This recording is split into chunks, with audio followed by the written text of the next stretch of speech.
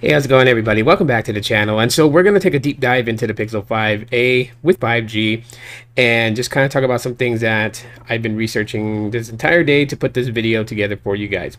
And so while I am happy to see that a lot of people are excited for the Pixel 5a, I do believe that this device is going to be the budget king of 2021 and into 2022. You can agree with me or disagree with me, that's your prerogative, but that's where I see this device being at. Now, as I talked about it before in previous live streams and in videos, there's a couple of things here that we got to talk about. First of all, a lot of people that I know that have the device are kind of reporting that it kind of feels like it's like an aluminum build, which pretty much is very similar to the Pixel 5. The 5 is an aluminum built device with a little coating on the outside.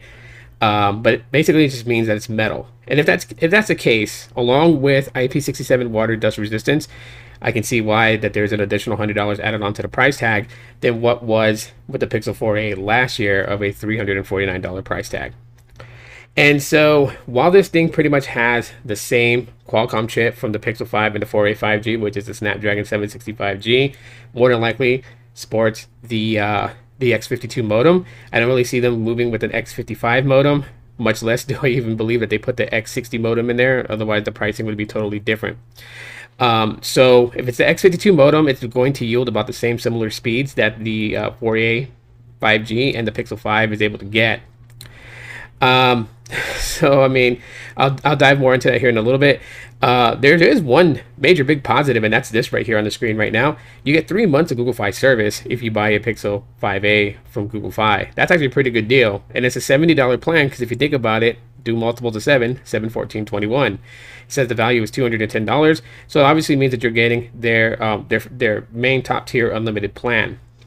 And while all those things is really nice, you know, there's a lot of sales like with getting like the Pixel Buds. If you bundle that up, you can basically get it for a lot cheaper.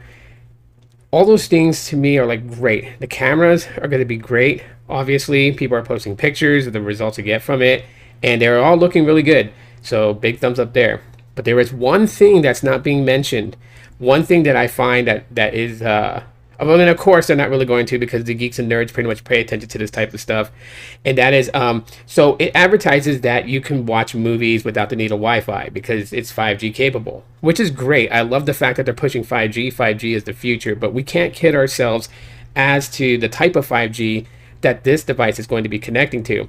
And with the help of some of my friends and what they were able to share and what I was able to read, is that this device does not support mmWave. What does that mean? Well, when you see Verizon talking about mmWave, you see Hans Vestberg with the iPhone 12 launch, and he was talking about 5G, 5G, 5G, 5G, and that was like the whole thing, along with Tim Cook and 5G and Apple's whole thing with 5G, and they were talking about how fast 5G is. There is types of 5G connections that you guys get. Low band, mid band, and of course mmWave. So low band is what T-Mobile kind of goes with. And I'll tell you guys right now from my usage and places that I've been, not just in my city, but traveling to like the state of Oklahoma, traveling to California, traveling through New Mexico into Texas. Low band 5G is pretty much on par with LTE Advanced. If I was to switch to LTE mode only and do a speed test, I can get about 150 to 250 megabits per second on the down, 60 to 70 on the up. And when you're on low band 5G, you get about the same thing. Sometimes it can peak higher to about like 400 or 500 megabits per second on the down, but that's very rare. And even though people can say, well, I get about 500 on the down, that's still not as fast as actual mmWave. mmWave, you can get 2 to 3 gigabits per second down, at about 80 to 150 on the up. That is where you can watch movies buttery smooth with that type of 5G technology. And I'm sadly to say the Pixel 5a does not support mmWave on AT&T, T-Mobile, Verizon. Like, it's just not. Every carrier listed on that list, it all says sub 6. The Pixel 5 is the only one that I've seen that on like Verizon and Visible, it says mmWave and sub 6. And so that to me is the issue here. And it's kind of sad because I was thinking of the Pixel 5a, it would kind of mirror the 4a 5G that was sold by Verizon that did have mmWave capabilities, whereas the original Pixel 4a 5G did not, but the Verizon variant did. And I thought the 5a would carry that, but it doesn't. And so that's the only thing that I really want to bring to people's attention so they understand what to expect when they use it on their carrier.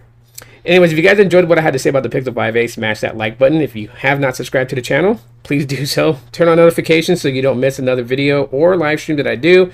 Thanks so much for taking the time to listen. Hopefully I didn't rain on your parade, but I just figured you guys needed to know this. So thanks for taking the time to listen. As always, aloha.